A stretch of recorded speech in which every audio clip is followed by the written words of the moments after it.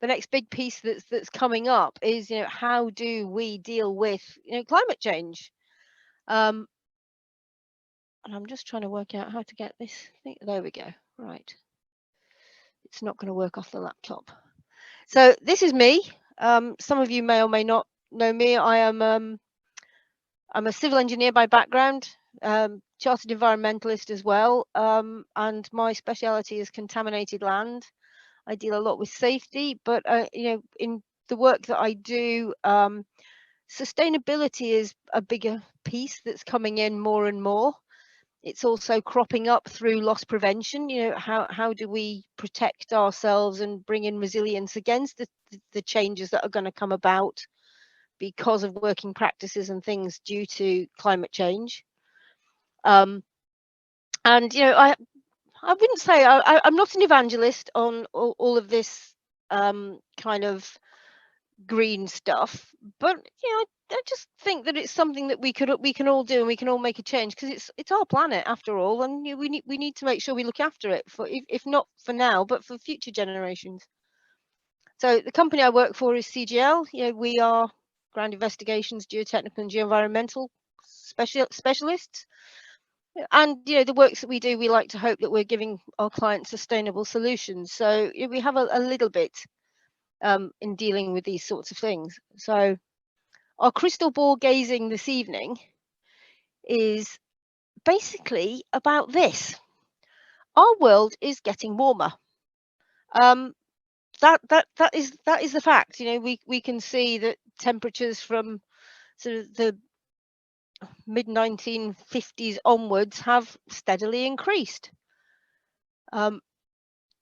We've seen extreme climate events, flash floods, forest fires.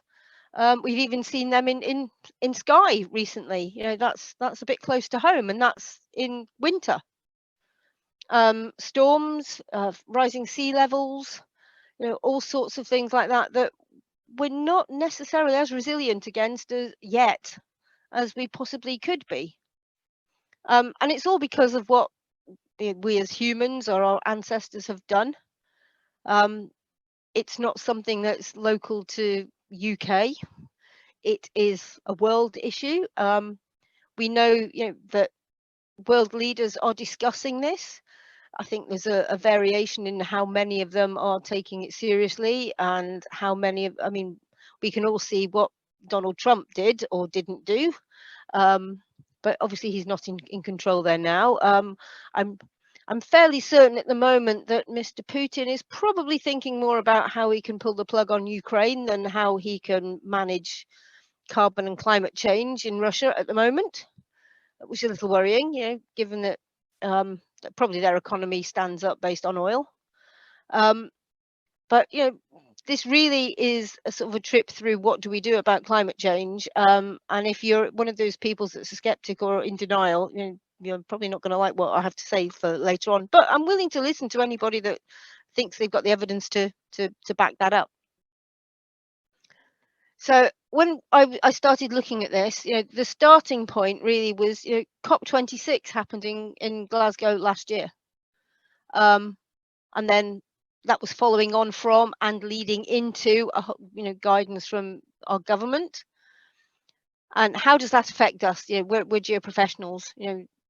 Does it matter? Is it real for us, or is it something that's going on in the background and we can ignore it? What are the barriers and the challenges looking forwards? None of these changes are going to be easy. They're all going to need commitment and in finding a way of doing things differently, which is not always easy. And what could good look like? I don't know all the answers. These are my thoughts and my ideas, based on the process that CGL and CTS as a company are going through, and and we have already pledged to net zero, so we are looking at how we can manage, monitor and improve our carbon footprint in the works that we do. So yeah, I think we may have more questions than answers, and certainly if people have questions at the end, I'll be more than happy for the people on the talk to put in their thoughts, because we all do slightly different things, and my take on it may be very different from your take on it based on your professional experience. If you try and look up COP26 and the findings of it, there are reams and reams and reams of, you look up a summary and it's 26 pages. So I've tried to distill this down into something sort of reasonable and perhaps translatable into the things that we might be doing within our own works and our own lives. So the emissions was a big piece. So cutting of greenhouse gases by CO2. And although they were focusing on CO2, there was also mention that methane is the next gas to be targeted, and there is guidance being developed, across global countries looking at it. So while CO2 has been the focus, we certainly can't forget methane. Clean energy, is something that we're now much more aware of. You just need to drive across the countryside to see, fields under solar panels, or what I personally think are beautiful wind turbines, but I totally get that some people don't like them. But whatever it is, we need to find ways of cutting down the use of coal. That was part of the COP26 and a big focus. Oil and gas reduction is something to be thought of in the future. Begs the question, why aren't we doing it now? Especially as we have a great incentive if we're trying to avoid using Russian oil. So, is that the kickstart we need to really embrace the renewable energy sources? A lot of mention's been made recently about how many nuclear power plants we're going to need, but they can't build them in 2 or 3 years, can't build them in 6 months. That's certainly, in my opinion, a medium-term goal. So what do we do in the meantime? There was a lot of talk about developing countries pledge, where they're trying, and this is where what they call leveling up and fair and equitable and just agreements to bring more money into the poorer countries so that they can deal with the effects of climate change. I think that's pretty fair, given that most of the effects of climate change are probably due to the Industrial Revolution and the developed world. And why should we benefit from all of that and then not let others get similar benefits or be punished for the things that the developed world has done while they're still playing catch up? It seems a fair thing to be doing. Funding, the banks are under pressure to provide backing to developers of clean technology, and this is certainly something that will affect us and how, as geo-professionals, we can adapt what we do. We do need the technology. We do need to know how things can be done differently and what is out there to help. Trees were discussed, to stopping deforestation. I think Brazil maybe need to join into that discussion, but again, it covers a global approach. And if there's deforestation happening, how do we replant trees, because they are the lungs of the world, and we do need the trees and forests to sustain us. Interestingly, there was no mention in COP26 about agriculture and the eating of meat and the keeping of livestock. That's no doubt waiting in the wings and will happen at some point. So, but just something to bear in mind. It was recognized that this is not going to happen overnight, and it is not going to happen if we just all sit on our hands and pretend it's somebody else's responsibility to deal with it.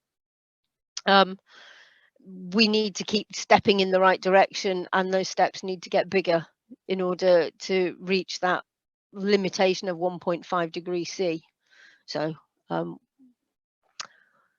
I just thought as part of that journey, I thought I'd mention some of the things that are addressed within climate change.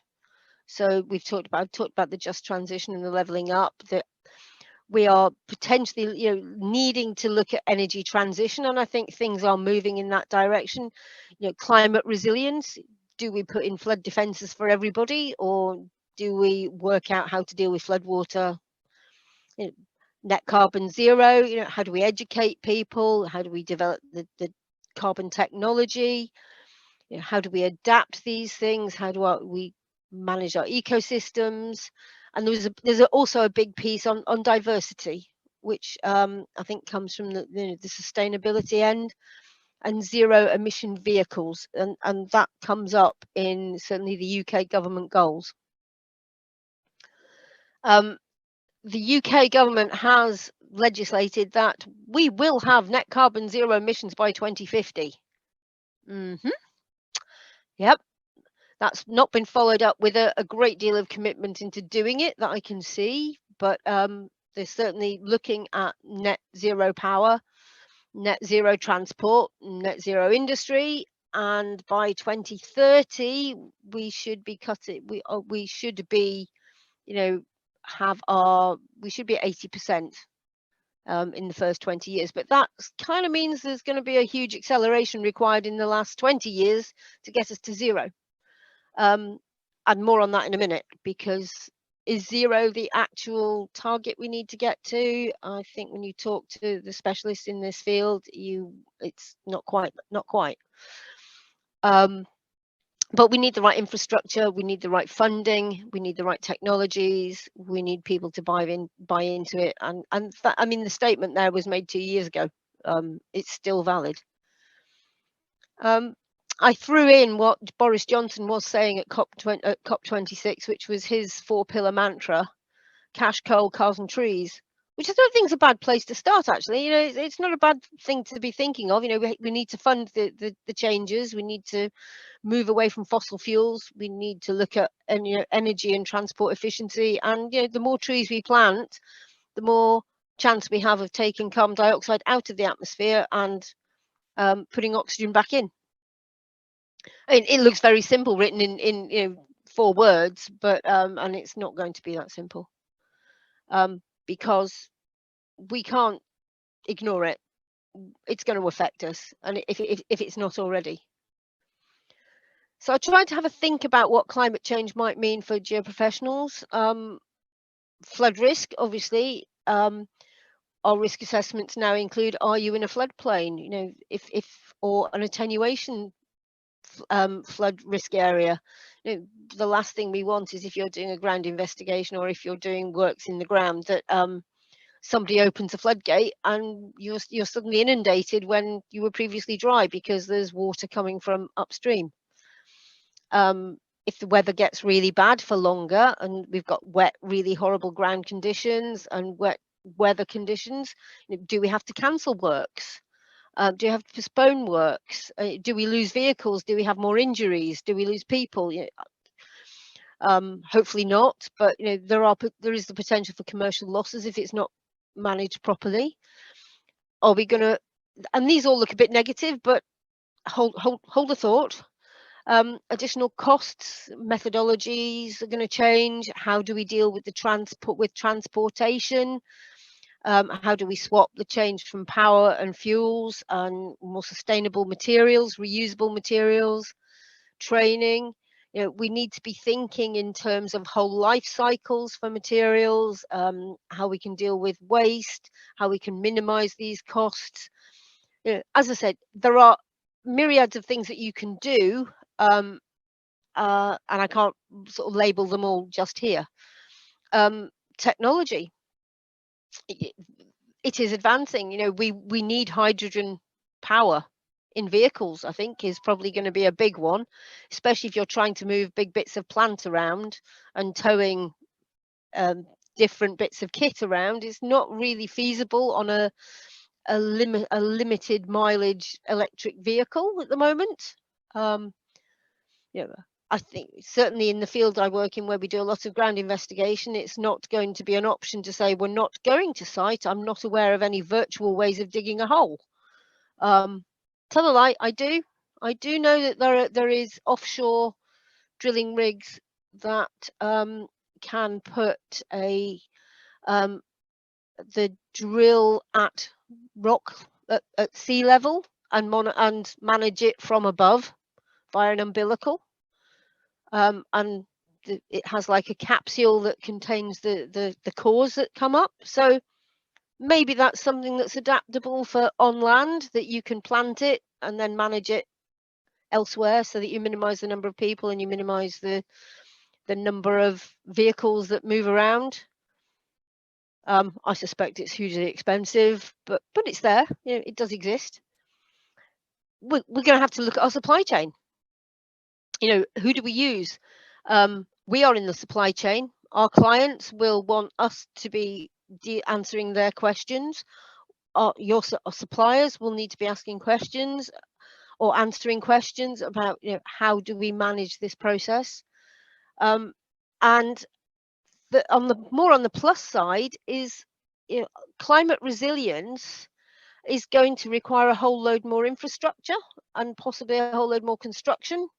So, you know, does that give us opportunities? You know, people will need to be building things like fields of solar panels, and, you know, they will need to be building nuclear power stations. You can't build a nuclear power station without doing shed loads of ground investigation works, or at least understanding the geology. I can remember, you know, one of the first jobs I worked on was Dungeness, and they were looking at the borehole logs, and they'd done something like 150 boreholes, and in the last 2 boreholes they found the fault they were looking for. So, you know, as geologists and, you know, geo-professionals, you know, our skills are ultra valid in terms of how we deliver the climate resilience infrastructure that's needed, you know, to take us to the next stage. Oh, I've gone backwards, haven't I? Right. Come on. Give me the next page. Right. So, why aren't we doing it? You know, if it was that easy, why aren't we doing it? Well, I think we're still trying to work out what the question is at the moment. We know global warming is happening, and we know that, you know, we need to get to carbon net zero. But I would say, personally, looking at the guidance that's out there, all very focused on infrastructure. We have to try and work our way around it and understand what's going on, and try and translate it into ground engineering in its various forms. I mean, there is still people out there with a mindset that says it's not real, or why should I be bothered about it? If I stick my head in the sand long enough, it will go away. I don't think it will. There is a perception that, you know, are you the next Greta Thunberg? You know, are you sitting on a soapbox and shouting about it? Well, it doesn't really matter, does it? You know, if I don't particularly want to be a Greta Thunberg, thank you very much, but, you know, we do need to raise perceptions and let people know, and that this is for real and something we need to do something about. I mentioned earlier about what is our target. The professionals in this field said it's all well and good to try and get to zero net carbon, but actually, to protect the planet about that, to that 1.5 degree increase from 1980, I think it is, we need to be in negative net carbon. In other words, we need to be taking carbon out of the system. And, you know, the technologies are being developed for carbon capture. Part of that is trees. Other things are, you know, what they're doing within the oceans, peat bogs and things like that. That, you know, there needs to be ways of taking carbon out of the atmosphere if we are going to achieve the 1.5% by, or limit it to limit global warming to 1.5% by 2050. We're going to have clients looking for the same things that we are. You know, you may have a client that says, "I don't care. You know, just do it." Right. That may become an ethical dilemma going forwards. Or you may have a really, you know, up to speed client that says, actually, we want this, this, and this from you before you do work. 2 weeks ago, I had the first request in a pre-qual, or tender, asking for the estimated carbon footprint of a ground investigation. That was the first time. It's not going to be the last. So we need to know how we can meet those client demands. I've talked about deniers and skeptics. There is always a fear of change. Some people embrace it easily, and some people think it's the chicken lick until the sky is falling. And we run away from it. Our development of culture and customs. We're comfortable with what we do. This is how we do things. This is the norm. I think we've seen within employment how the younger generation have different expectations. It is absolutely true that the generations behind me, and there are plenty of them now, have probably a better understanding of, or a better perception of climate change. It's something that they are taught about. It's something that they have a better understanding of, and frankly, they have a vested interest. So we need to be buying into that. There is lack of knowledge, there's lack of technology, and there's a perception that anything to do with sustainability and construction probably costs more. Not sure that's absolutely true, but perception is as effective as fact. So if it's what you think it is, then it's real. But to quote Albert Einstein, if you always do what you always did, you always get what you always got. So if we keep doing what we keep doing, nothing is going to change. So we do need to make changes whether it's comfortable or not. But just hold that thought. The what can we do about it? Obviously, I'm coming at it from my perspective. You may have different ideas depending on your field of expertise. But I think the big thing is to acknowledge that it's real and embrace that change could be positive. Buy into the process. Without that, and without that change in culture, nothing will change in a positive way. We can accept that responsibility both in our personal lives and in our corporate professional lives. But I think the point is to look forwards, and don't beat ourselves up about what's gone, because we can't change that. All we can do is make positive changes going forwards. And we're not going to be able to save the world. We're not Superman. We can't turn back the clock, and we can't say to the Industrial Revolution, you can't do it this way, you need to keep everything clean. What we can do is we can make lots of little changes. If everybody, and I think it's been said many times, if everybody made one less journey, a work journey a week, then that would add up across the UK or across the world. And all of those little wins that are comfortable and within an achievable range can make a big we saw it during COVID. We all suddenly went into lockdown. We all worked from home. Air pollution dropped. The price of petrol dropped through the floor because nobody was buying any. And the number of journeys people made was much less. So it is possible. We can make changes that way. We do need to shift culture, to look at things possibly through a different magnifying glass, take on board different ideas, and how we can do things differently. But I think all of this is pie in the sky if you don't actually say, well, this is what we're going to do, and this is how we're going to do it, and this is how we're going to measure how we've done. So there needs to be a commitment behind it, and some sort of metric that actually says what we do. So and there is help out there. There is a number of sort of carbon footprinting and accounting tools. Those of you that might work in piling or may be familiar with the EFFC carbon calculator. I've put there is a website link there which takes you to a webinar that explains it.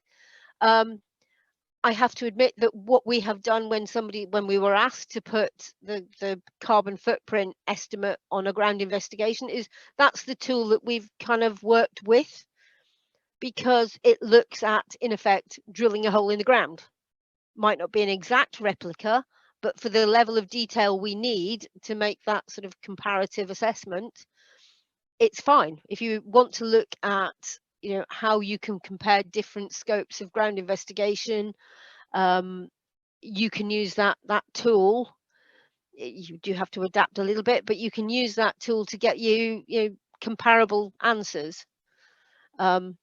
Typically, and I think if I remember rightly, when you use that tool on a small project, materials tend to have the biggest impact. On a bigger project, that goes on for a longer period of time, then transport and travel becomes the big ticket item.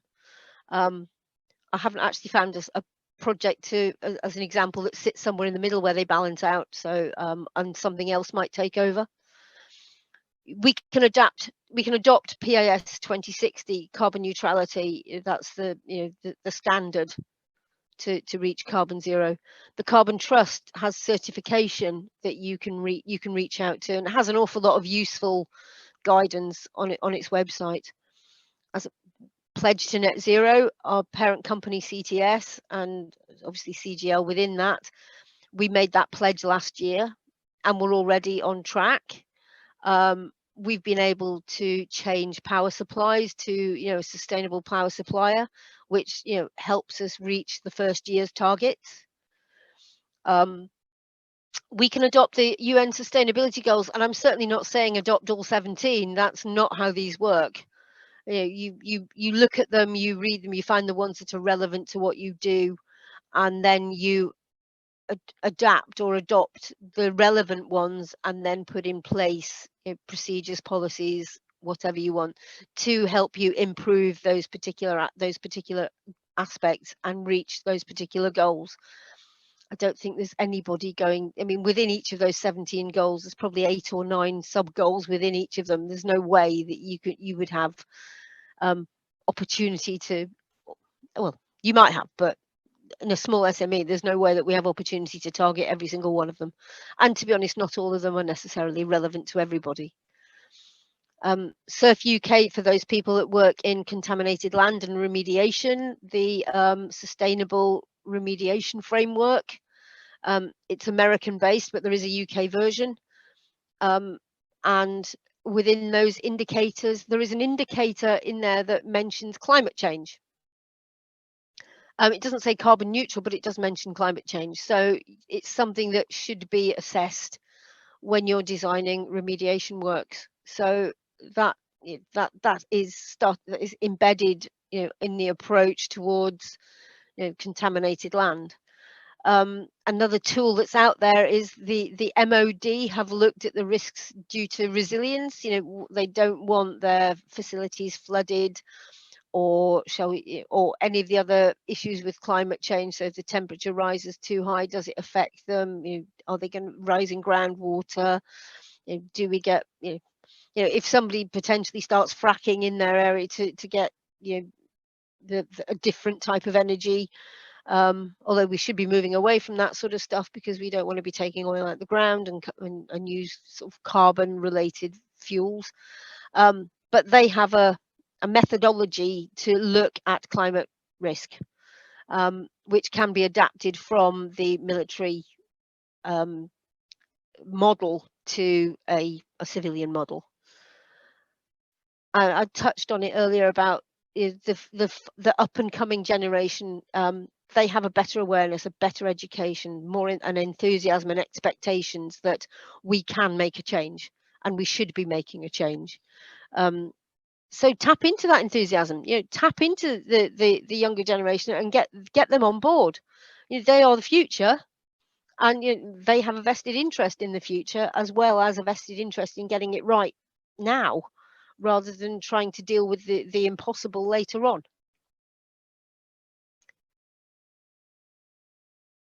So once a commitment is made, and we start to look at the tools available, what could better look like? So we are committed by the government, whoever we are, to plan a journey to net zero. We can start that very easily by establishing a baseline carbon footprint, and you can start with scope 1. Scope 1 is looking at your direct energy costs and usage, and your vehicle usage. That should be relatively easily trackable, and it's where we started probably about 8 or 9 years ago, just doing a carbon baseline and checking whether things were changing. And you can measure that in a per capita carbon dioxide mass each time for each year. But when you look at that, as you start to see what your carbon footprint is, you can start to see the areas where you can make the big wins, or where you might be able to make the longer term smaller wins. And it's quite good to be able to say, you know, you've made some big wins at the start, but they're not going to continue. You know, you need to temper that and balance them up with all the small ones. You know, setting the goals. You know, is net zero or an equivalent achievable? You know, we're going to be made to do it, so you know, can you get ahead of the game on that? What materials, methods, waste management can we put in place to reduce our emissions, to reduce our carbon footprint, to make what we do more sustainable? It's, you know, again, it's based on what you actually do. But I'm hoping that this is triggering thoughts. You know, what could I do slightly differently? You know, I never used to keep all my Coke tins. Now I have a very big box at home because I thought I'm going to recycle them and I'm going to take them down the scrapyard and see when I've got a big enough box to see whether they give me any money for it. But that is, you know, something personal that I want to do to prevent putting waste into landfill. And I also don't trust our local authority on its recycling policy, because it puts everything in one big bin and then it takes it away, and God knows what happens to it then. Does it just, if they run out of recycling, do they just put it in the landfill? At least if I recycle it myself, I know where it's going. Sustainable purchasing choices. You know, do you use a green supplier? We have discovered that our stationery supplier, Lyrico, actually offers a green options. You can check the bottles of the substances you buy in the office or for use at home. Do they have a recyclable sign on them? You know, is the product, you know, environmentally friendly, or does it have all these, you know, hazard labels on it? Can you choose to buy local? The carbon footprint of that product has got to be less if it doesn't have to come from Taiwan or China or America or, you know, somewhere else. Never quite understood why things like beef from overseas cost less than UK stuff when it has to travel halfway around the globe, but that's another option. It's a personal choice as to, you know, how you do that. And you may even say, well, actually, I'm not going to buy I'm only going to shop local. I'll go to the farmer's market or whatever. Or you may even decide that you're going to go vegetarian for one night a week and not eat meat, so that you're reducing that carbon footprint from agriculture. These are little things that you can make. Transport and travel is a big thing, and it's a big thing within our business. It's going to be a big thing, you know, across the UK and across the globe. You know, can we continue to use the virtual and digital communications like we're doing tonight? You know, can we do shared journeys? FORS is a starting point for managing vehicle fleets. I mean, it doesn't just say you must have an electric vehicle. What it does also do is it improves driving practice. You know, how do you drive the vehicles? You know, are you driving them for maximum efficiency and minimum emissions? You know, so do you roar away from traffic lights, or you know, are you traveling with too much stuff in a vehicle when you don't actually need it? So you use more fuel. We know that there is a push for electric vehicles so that only electric vehicles will be available on sale from 2030. I have heard that there is now available. You know, you can get Arctics powered by hydrogen. I think there is one logistics company that's gone that far. I know that JCB have developed electrical excavators. I don't know how efficient they are. I bet they're hugely expensive at the moment because they're not the norm. But surely this is driven by the marketplace as well. You know, if the product is there and enough people want it, the price will come down. And if it's not there, then we need to let the manufacturers and the developers of the technology know that we need this, and try and support them in developing things that we need to help us. It's certainly at the moment, if you want to tow a drilling rig or a trailer or a bowser, using your electric vehicle is probably not going to get you very far. It may not have enough power. I think some of the very expensive 4x4 EVs can do it now, but you probably have to turn around at 30 miles an hour, at 30 miles from home and go home again. And I'm being flippant because I don't actually know, but that's what it feels like.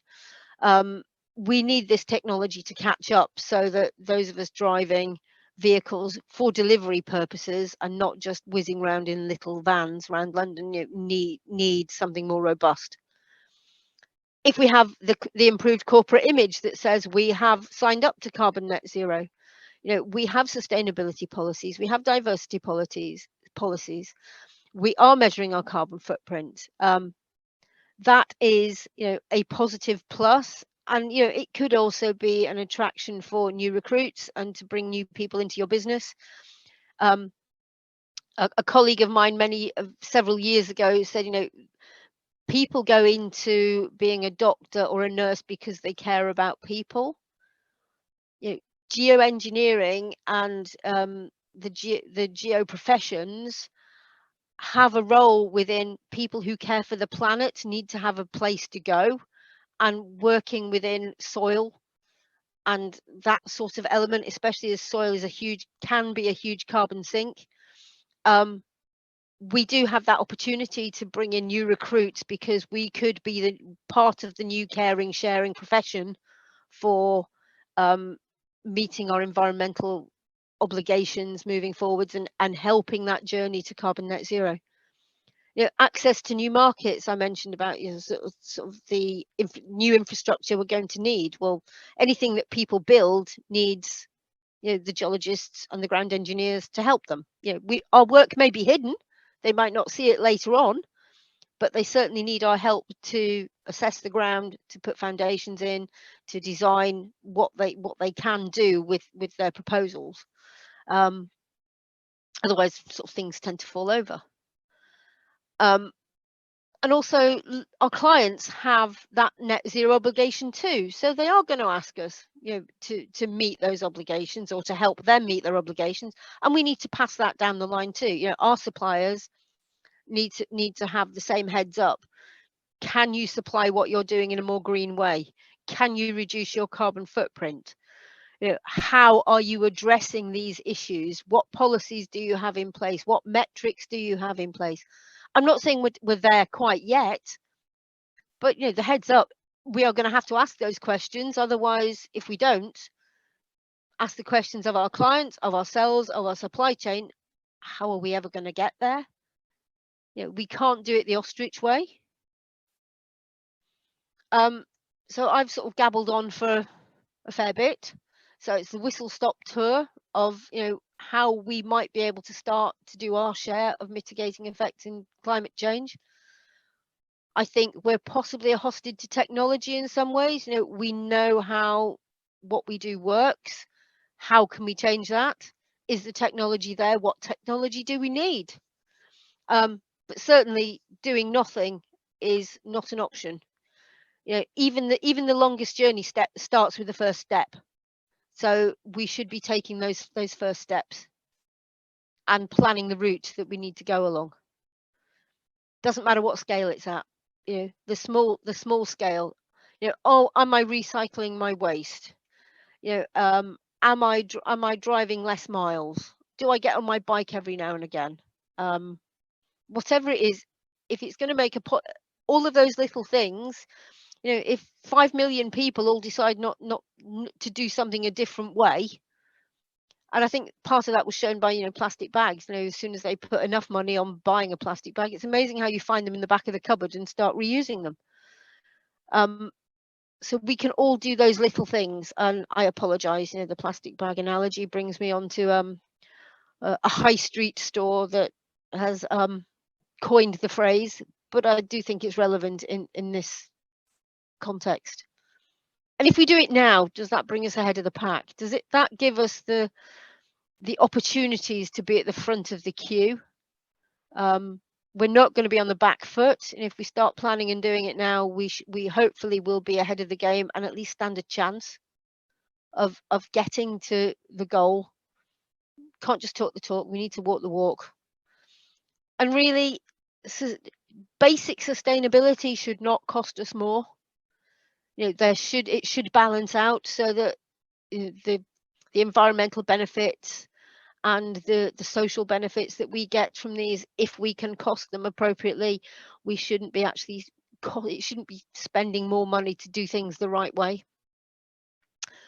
So thank you for listening to me gabbling on about my thoughts on how climate change might affect the geoengineering and the geo-professionals, and I'd love to hear some of your thoughts.